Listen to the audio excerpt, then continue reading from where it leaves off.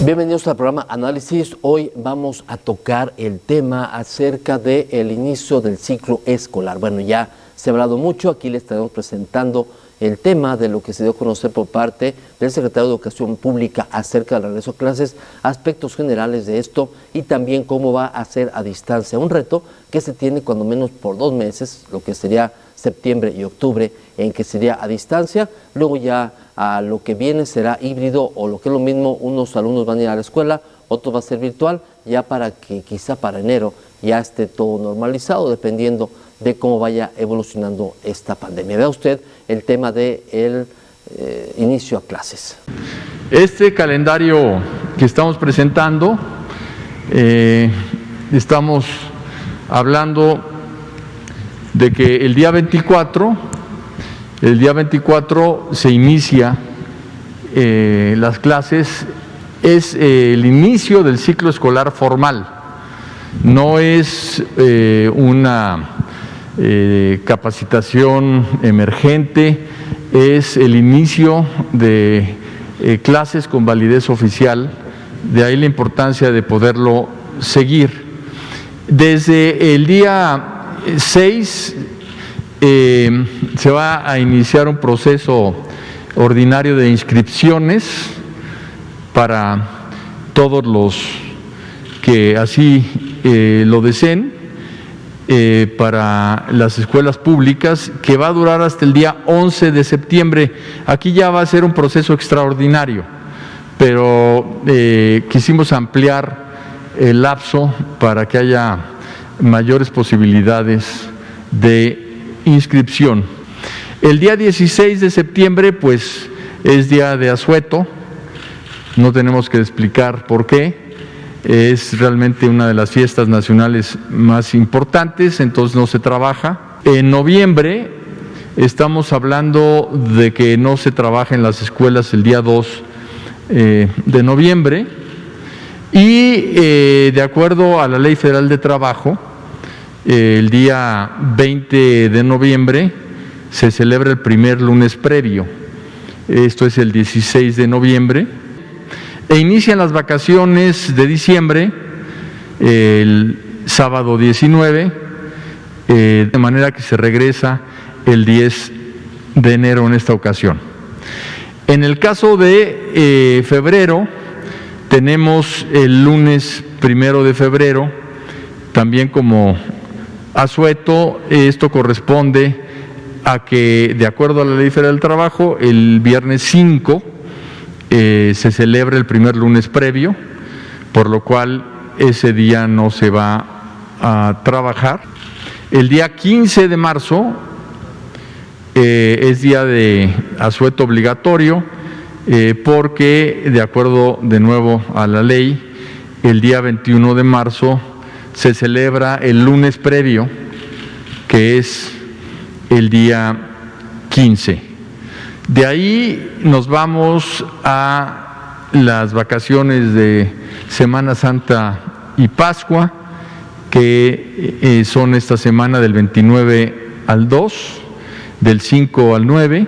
Y en mayo, el 5 de mayo, no se trabaja. El ciclo escolar, que inicia el 24 de agosto, concluye el día viernes 9 de julio. Todo el calendario escolar nos lleva a 190 días efectivos de estudio y de trabajo, que es un calendario muy sólido, porque son los días que precisamente se había planeado que estuviesen trabajando las niñas y los niños. No cuenta ni los consejos técnicos escolares ni la descarga administrativa en estos 190 días. Son 190 días efectivos de clase. Como le comento, es un gran reto para padres de familia, para maestros, para el sector educativo, esto de regreso a clases. Esperemos que esto sea en beneficio de todos los estudiantes y que algún día esto nos sirva de experiencia para poder crear un modelo educativo donde la distancia o educación a distancia sea básica para el crecimiento de los estudiantes y también para que México vaya invirtiendo en más tecnología para lograr a futuro tener esta educación. Vamos al corte comercial. Regresamos con más.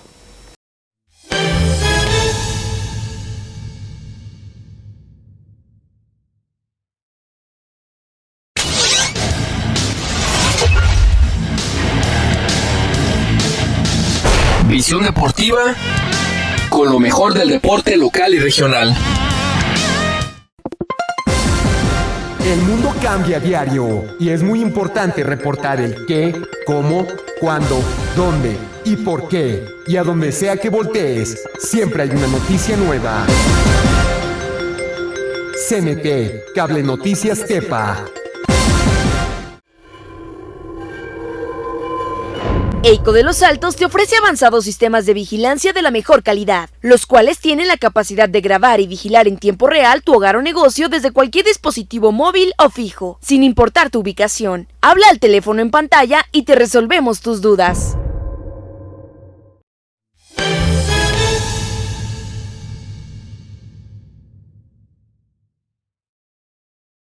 También en Jalisco será la educación a distancia y estarán ya dando el apoyo para los estudiantes. Ojalá que como a nivel nacional en cada estado empiecen a trabajar en la educación, pero la educación virtual, la educación donde también los estudiantes tengan equipos de cómputo, tengan equipos portátiles, tengan todo para lograr un avance en cuanto a la educación y que si en un futuro se necesita que sea virtual la educación, pues lograr tener un sistema que se adapte para poder dar resultados. Vea usted.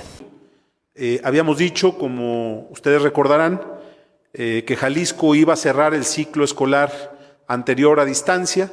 Fue un tema de debate con la Secretaría de Educación Federal, pero finalmente la propuesta que hizo Jalisco prosperó. Ese fue el modelo que se siguió y se pudo cerrar el anterior ciclo escolar a distancia.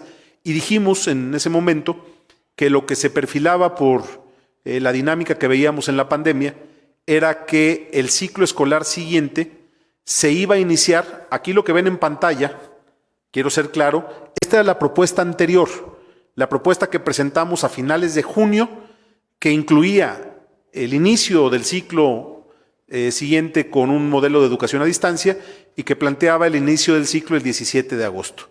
Hemos decidido, quiero anunciarlo el día de hoy, con el ánimo de mandar una señal también de coordinación y de voluntad para articular una estrategia única con el Gobierno de la República en materia educativa, hemos decidido que esta propuesta va a replantearse, va a tener cambios para poder alinearse con el planteamiento que se ha hecho a nivel federal. ¿Cuál es el modelo y el calendario con el que vamos a trabajar? Pues partimos de anunciar que nos sumamos a la propuesta para que el inicio del ciclo escolar se pueda dar el día 24 de agosto con el modelo de educación a distancia. Es decir, el gobierno federal sigue la ruta también que habíamos planteado de que se desarrolle un modelo de educación a distancia.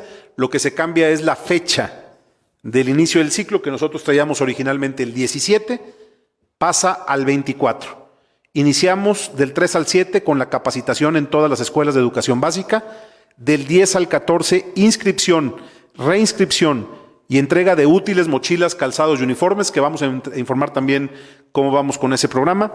Del 17 al 21 la sesión extraordinaria del Consejo Técnico Escolar y el inicio del calendario escolar, del ciclo escolar, el 24 de agosto.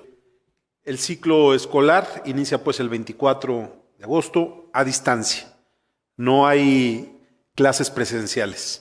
El regreso a las clases presenciales se dará cuando los indicadores que vamos a construir expresamente en Jalisco para tomar esta decisión lo permitan. Dicho de otra forma, como lo hemos hecho desde el principio de la emergencia sanitaria, Jalisco va a construir su indicador específico, más allá del semáforo nacional, el indicador específico que nos permita decir cuándo hay condiciones para regresar a clases presenciales. Esos indicadores se van a trabajar en los próximos días con la mesa de educación y con la mesa de salud. No vamos a tomar una decisión que ponga en riesgo a nadie, ni a los maestros ni a los estudiantes. Vamos a actuar con mucha precaución y vamos sobre todo a afinar el modelo de educación a distancia que hemos ido mejorando y fortaleciendo en los últimos meses. Por lo tanto, también nos parece importante que la gente sepa que el programa de uniformes, mochilas, útiles y zapatos se va a entregar como acordamos.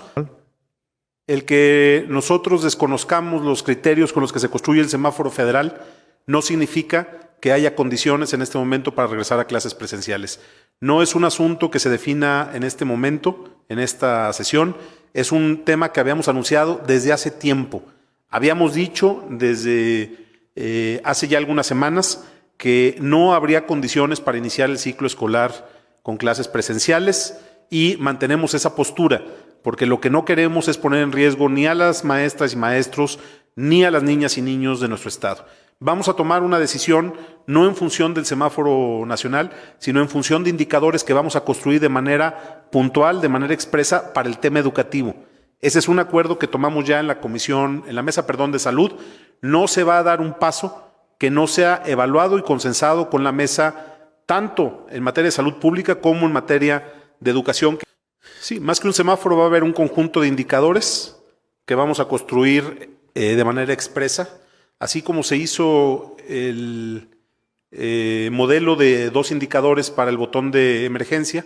Se va a hacer un modelo de indicadores puntuales que vamos a presentar en los próximos días y que será precisamente este modelo el que nos indique cuándo se puede regresar y con qué protocolos a clases presenciales. Por lo pronto, lo que yo creo es que hay que irnos también paso a paso, porque estoy seguro que la gente lo que espera en este momento pues también es un mensaje que dé certeza de cuándo se va a regresar a clases. No lo sabemos, no lo sabe el gobierno federal, no lo sabe el gobierno de ningún país del mundo. Es decir, estamos en un escenario en el que tenemos que ir evaluando en el camino y presentaremos en los próximos días estos indicadores y los iremos ya monitoreando semana a semana, como lo hemos venido haciendo, para que la gente sepa cómo vamos y cuándo se podrá dar un eventual regreso a clases presenciales.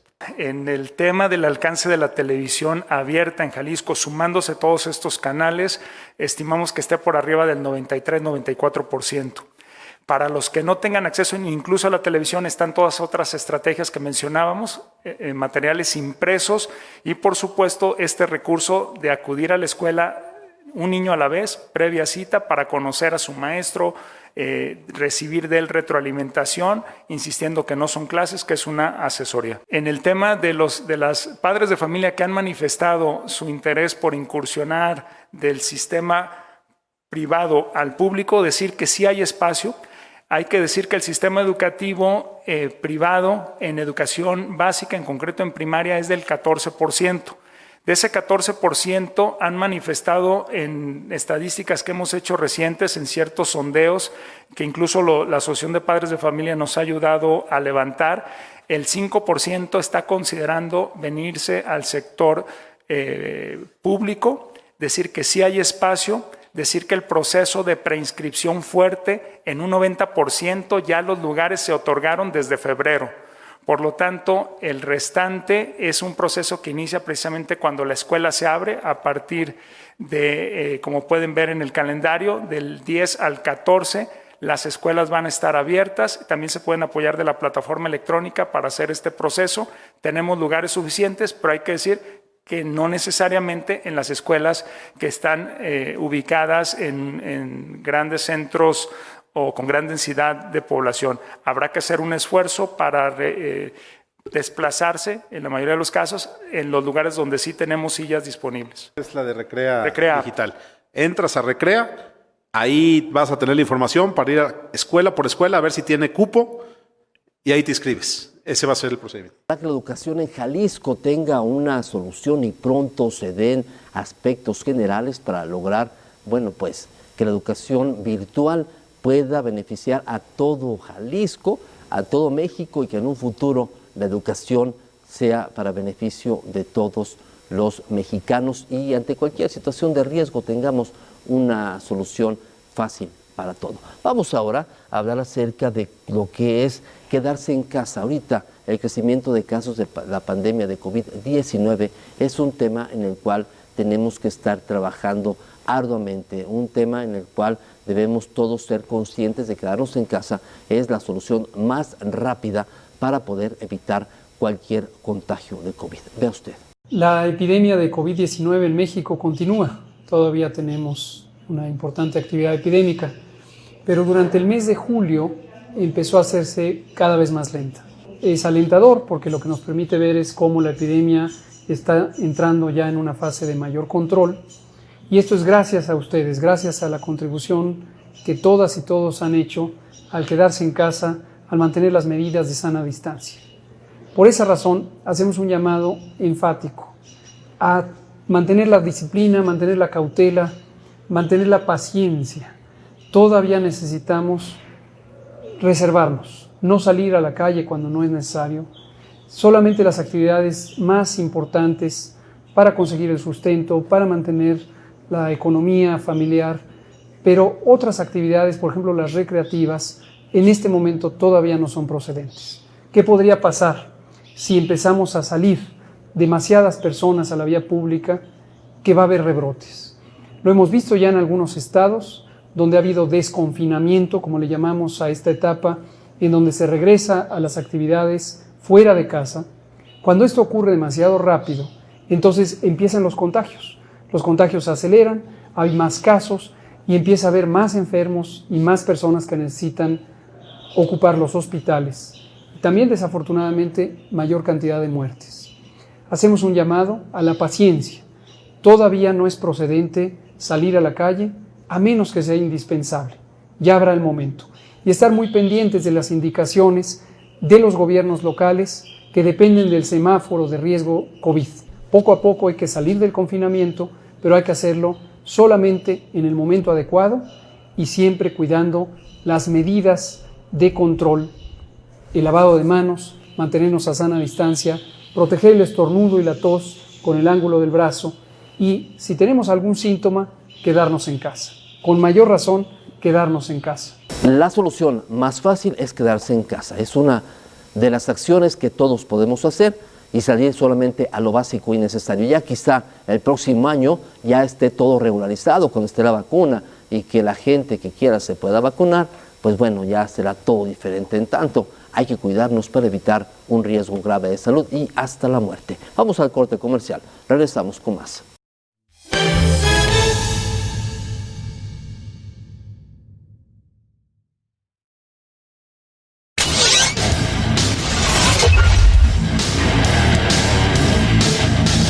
Visión deportiva con lo mejor del deporte local y regional.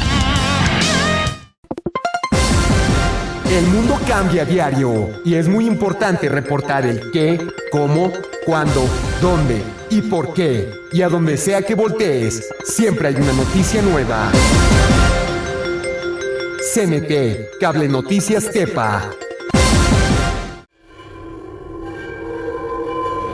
EICO de Los Altos te ofrece avanzados sistemas de vigilancia de la mejor calidad, los cuales tienen la capacidad de grabar y vigilar en tiempo real tu hogar o negocio desde cualquier dispositivo móvil o fijo, sin importar tu ubicación. Habla al teléfono en pantalla y te resolvemos tus dudas.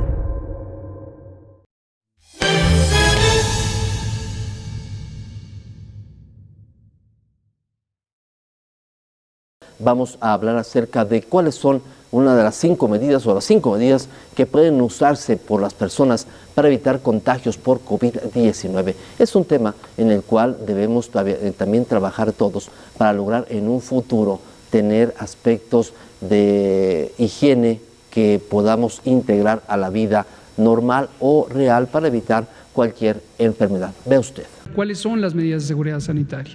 Son aquellas que han sido dispuestas en las distintas etapas de la epidemia para disminuir los contagios.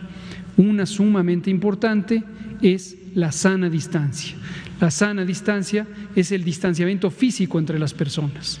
Y esto quiere decir que cada una de las personas tenga la conciencia del riesgo de que la epidemia siga activa y la decisión consciente de estar atentos y atentas todo el tiempo a mantenerse a sana distancia. además de otras 4 medidas fundamentales: el lavado continuo de manos 10, 15, 20 veces al día, preferentemente con agua y jabón; el proteger el estornudo con el ángulo del codo si es que no se tiene un pañuelo desechable; también si se tienen síntomas sugerentes de COVID, empezando por la fiebre, la tos, el dolor de cabeza, el malestar general de inicio súbito, quedarse en casa durante 14 días, porque la primera posibilidad diagnóstica que hay que considerar durante la epidemia, en presencia de estos síntomas, es COVID. Estas 4 medidas, agregadas a la quinta, el uso del cubrebocas particularmente en los espacios cerrados, en los que no se puede conservar la sana distancia que hay en este momento, desde luego, entre ustedes y nosotros. El transporte público es uno de los espacios de mayor interés. Es muy importante usar el cubrebocas en ese tipo de espacios cerrados, y recordar que la utilidad fundamental del cubrebocas es interferir con la salida de los virus en las partículas líquidas o de aerosoles de nariz y boca, impedir la salida. No así el proteger la llegada. ¿Por qué lo decimos una y otra vez? A pesar de que hay personas que dicen, ya no expliquen tanto, solo digan úselo. Lo decimos, úselo, pero es muy importante ser claros y que no se sobreestime el poder protector del cubrebocas. ¿Por qué razón? Porque si no lo dijéramos, estamos invitando a una sobreconfianza en la capacidad protectora del cubrebocas. El cubrebocas tiene una muy limitada capacidad de protección sobre la llegada del virus. Pero si se usa de manera masiva, por lo tanto la recomendación es a todas las personas usarlo. Si se usa de manera masiva, vamos a poder interferir con la salida de los virus de la vía respiratoria, de la nariz y de la boca, de aquellas personas que, con síntomas o sin síntomas, conscientes o inconscientes de que tienen los síntomas, pudieran estar propagando el virus. Esa es la lógica básica. Por eso la ponemos como la quinta medida, como una medida auxiliar, y volvemos a insistir, use el cubrebocas, pero tenga claridad de para qué se usa. Son algunos, el clima no tiene nada que ver, recordamos eso. Al inicio había especulación de si el clima cálido podía aniquilar el virus. No, en climas cálidos y muy cálidos, Hermosillo, Sonora, Villahermosa, Tabasco, Tuxtla Gutiérrez, Chiapas, puede haber una activa transmisión. El clima no va a modificar sustancialmente la capacidad de transmisión. Y luego está, desde luego, los comportamientos humanos en lo individual y en lo colectivo. En lo individual, la proporción de personas que sigan estas 5 medidas fundamentales: la sana distancia, lavarse las manos continuamente, proteger el estornudo, mantenerse en casa si se tienen síntomas y usar el cubrebocas, va a determinar que entre más sea la proporción de personas que lo sigan, se reducirá más rápidamente los contagios. Y en el comportamiento social, ciertamente, entre más personas concurran al espacio de trabajo o al espacio recreativo o cualquier otro espacio público, el transporte incluido, pues mayor tanto probabilidad como magnitud de la propia epidemia o los rebrotes o la persistencia. Quien tiene que salir porque vive en la economía informal y tiene que conseguir su fuente de sustento, pues es irremediable que salga. Pero quien quiere salir porque va a visitar a un amigo o amiga, o reunirse en grupo, o celebrar una boda, o hacer un festival, por favor no lo haga. Por el bien suyo, por el bien de su familia, por el bien de su comunidad, por el bien del país. Por favor no lo haga. Espere un poquito. Ya en algunos estados, como dije, 14 estados, se ven signos de persistencia y se ven también de descenso. Entonces, estabilidad, descenso, hay que esperar. Llamamos a la paciencia, a la cautela, a la prudencia. Respeto y coincido en parte con su preocupación, pero me hace pensar en lo siguiente. Cuando en España se empezó el confinamiento, y uso el ejemplo español solo porque es una anécdota real, sobre mi experiencia de ver las noticias. No viajé a España, vi las noticias. Cuando se hizo el primer esfuerzo de desconfinamiento, se abrió en Madrid, hay un parque público que se llama el Parque del Retiro, un parque muy bonito, un parque público, digamos, lo equivalente a Chapultepec nuestro, más chiquito por supuesto. Y había una gran inquietud social porque cómo era posible que la gente en desbandada llenó el Parque del Retiro, al grado que lo tuvieron que cerrar 48 horas después y durante varias semanas. Pero la experiencia se entrevistaba a una señora que estaba verdaderamente indignada de ver tanta gente en el Parque del Retiro, paseando, corriendo con la carriola, furiosa la señora. Y quien le entrevistaba le dijo, bueno, ¿qué opina usted? Y externaba ideas semejantes. Es que la gente no entiende, mire, son necios y es que salen, ta. Y al final de la entrevista, el entrevistador le dijo, bueno, ¿y usted qué hace aquí? Bueno, pues yo salí a pasear. Bueno, entonces creo que es importante no perder de vista el colectivo. Lo que somos parte de un colectivo. Si solo vemos al ustedes y al nosotros, perdemos de vista que podemos ser parte de la solución. Creo que es mucho más efectivo tener una conciencia de que solo existe el nosotros, solo existe la pluralidad, somos parte de ella y según nuestra actitud podemos ser parte de una solución o parte de un problema. 5 acciones básicas en las cuales podemos todos trabajar para evitar enfermar no solamente de COVID, de influenza, de gripe o de otras enfermedades también que con higiene y con medidas de distanciamiento social, uso cubreboca, lavado de manos, pueden evitarse. Vamos ahora a Te lo explico en 3, hablando acerca de lo digital a nivel nacional, retos que se tienen que enfrentar.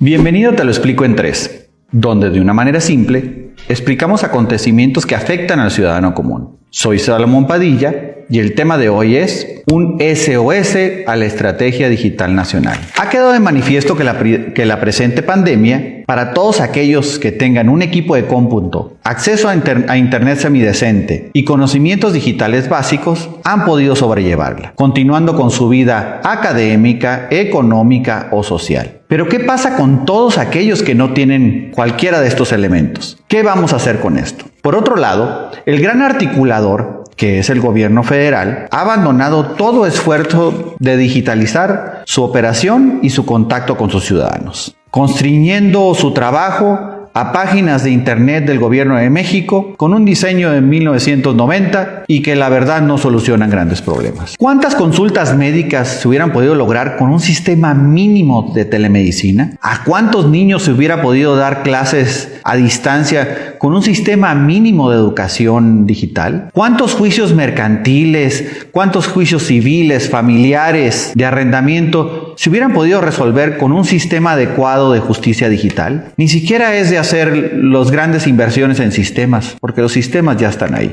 Es importante que la Administración Pública Federal ponga el ejemplo y, como ellos dicen, barrer las escaleras de arriba hacia abajo. Tenemos que tener una política digital nacional integral, que no solo hable de cobertura, que no solo hable de los problemas que sucedieron con anterioridad, que se quite de ideologías y que sobre todo quienes la lideran conozcan sobre estos temas. Es importante para el país que exista una verdadera política digital nacional, donde incluyan a todos los sectores de la población y no solo se vea cobertura, también se vea educación digital. De lo contrario, el programa más exitoso de este gobierno federal se va a llamar Viejos Hipotecando el Futuro. Muchas gracias.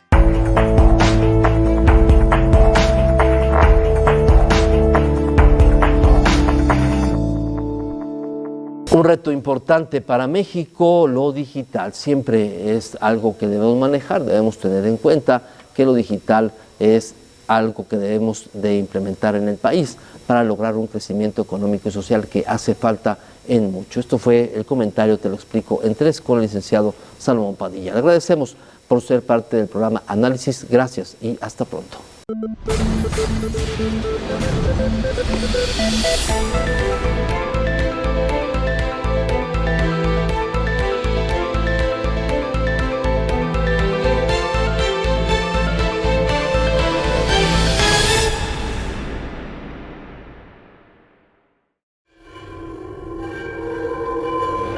EICO de Los Altos te ofrece avanzados sistemas de vigilancia de la mejor calidad, los cuales tienen la capacidad de grabar y vigilar en tiempo real tu hogar o negocio desde cualquier dispositivo móvil o fijo, sin importar tu ubicación. Habla al teléfono en pantalla y te resolvemos tus dudas.